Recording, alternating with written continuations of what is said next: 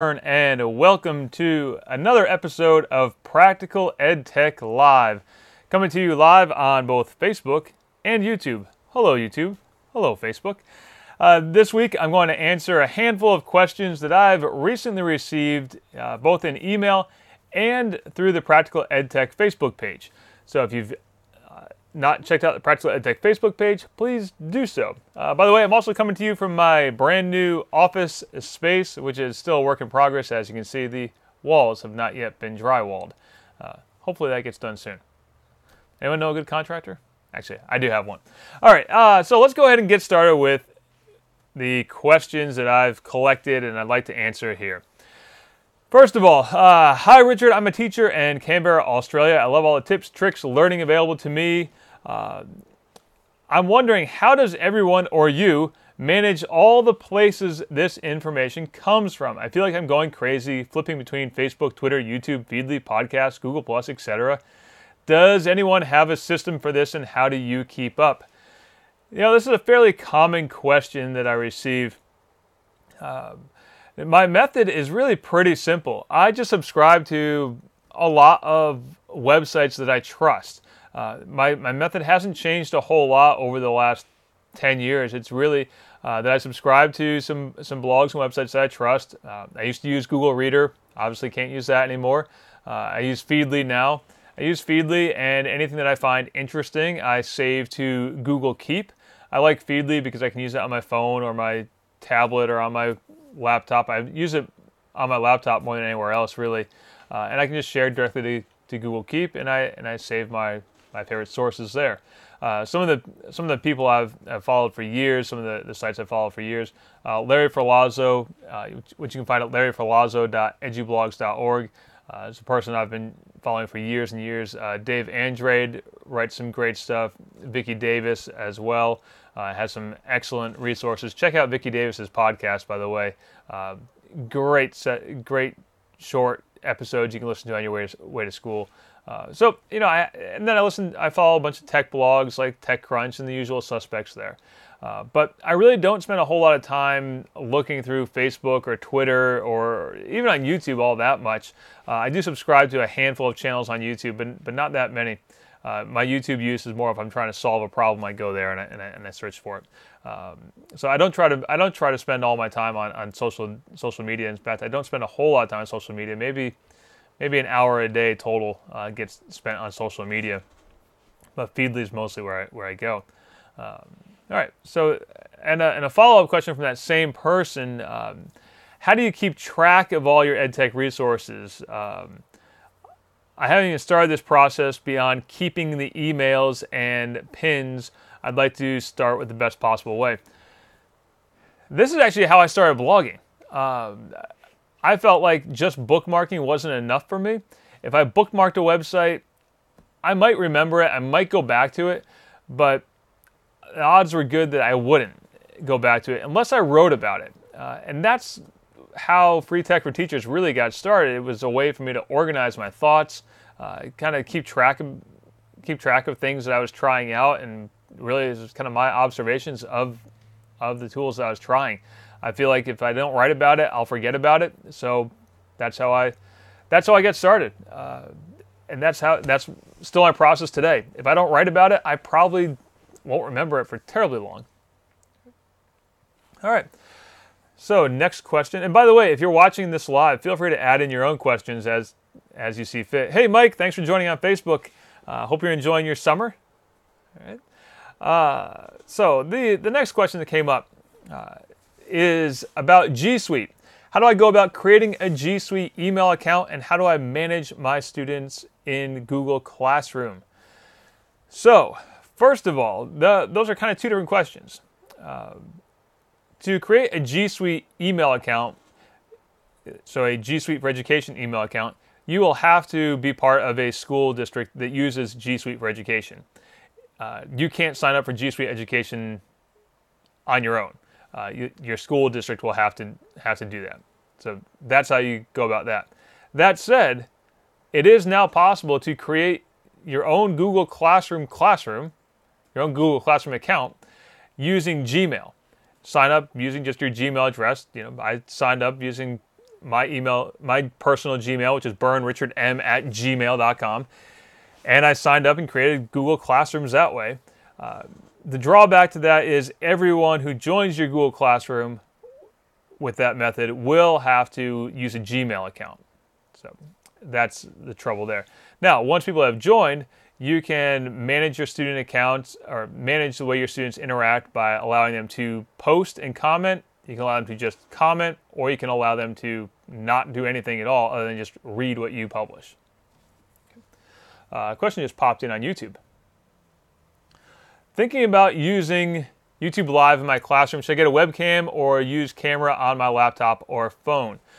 So, Brad, it came from Brad. Hey, Brad, thanks. So, Brad, what I'm using is just a whole bunch of AV cable that I plugged into my phone. That's the simplest way to set it up. I find it's the most portable method. I have my phone set up on a little tripod. I have an additional tripod right now. I'll show you. So I have this little tripod here that I'll use if I just want to set it up on a desk. This little thing here. I also have a normal full-size tripod that cost me $25 at Walmart. And I have a little bracket for holding my phone. That little bracket is actually the broken part of a selfie stick, or the salvage part of a broken selfie stick is what I should say. So that's what I would use. Just get some AV cable, get it cheap at Best Buy or Walmart or someplace like that. Plug it into your phone and use that. Otherwise, to use YouTube Live on your laptop or desktop and use that webcam, you're kind of limited by the mobility of positioning your laptop. Also, you have to run additional encoder software if you're going to use YouTube Live on your laptop. If you use it on your Android phone, you don't need to do that. Okay. So, where was I? Is there a question there? Oh, there's a question there. What do I use for lighting? Oh, you're welcome, Brad. Anthony asks, what am I using for lighting? Right now, I'm just using fluorescent lights that are over my head. Again, this is a brand new office space I just moved into. It's actually the barn attached to our new home. So as far as lighting right now, fluorescent lights and a whole lot of sunlight coming in. When it gets to be winter, I have some other soft lighting that I'll plug in. I can get it out of the box. It's up there. I can't remember the brand, but yeah, I have some other soft lighting there. Speaking of lighting, fun fact about Common Craft. If you ever checked out Common Craft videos, hey Lee, Common Craft videos, they got started using just their bedroom lamps and some lamps from Home Depot. So you can you can use that. It's really about the positioning of the lights more than it is the lights themselves. I've found you can have great lights, but if you position them incorrectly, it's going to wash you out, and it's not going to work all that well. All right. So other questions that popped in here. Where was I? Okay. Oh, this came from a friend over in Turner, Maine. I've yet to find a solution to help me interact with students when they are doing their homework. I teach algebra and geometry. I have used the Google Doc that is shared and we both get on at the same time. It works similar to text messaging, but I can at least import an image. But it's slow and cumbersome. What I would really like is a Web 2.0 tool that I can use in a live environment that has a whiteboard and a text field so I can draw on the whiteboard and write text, comments, dialogue. Do you have any suggestions? Yes. Probably the best option for this is a tool called No Lounge. You can find it at nolounges.com. If you're on the Facebook stream, I'll type it in right here. nolounges.com. That will allow you to host a live session in which your students can see you if you want to turn on your webcam or just show your screen. You can draw on the whiteboard and they can submit their questions via text or via a dialog box. So you can do a live demonstration, and you can also make your students the presenters. So if your student who's in your live tutorial session has a question or wants to do a demo themselves, you can give them the option to be the presenter for a little bit, and you can sit back and have them watch. So check that out at nolounges.com, Know lounges.com. great resource for that virtual classroom. Another question just popped in there. What are some good sites to get online tutoring? My 8-year-old son is starting 3rd grade next year, and I'm considering this for him. So getting tutoring from other people, or you want to do the tutoring? Not